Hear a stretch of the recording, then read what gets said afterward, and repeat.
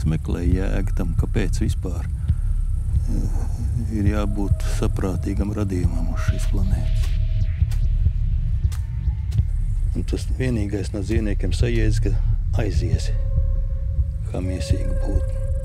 Pārējie baidās, bet tās bailes ir instinktīvas. Cilvēki saprot.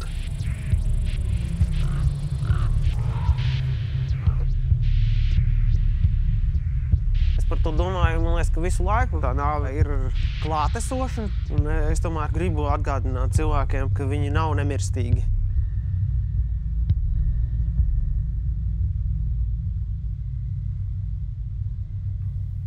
Nāve visus padara pilnīgi vienlīdzīgus. Nešķiro ne pēc vecuma, ne dzimuma, ne sugas piederības.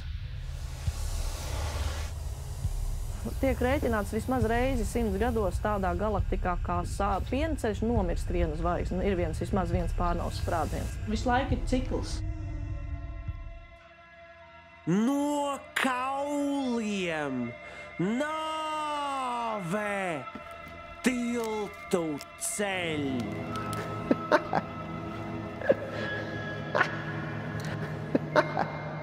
Maintā!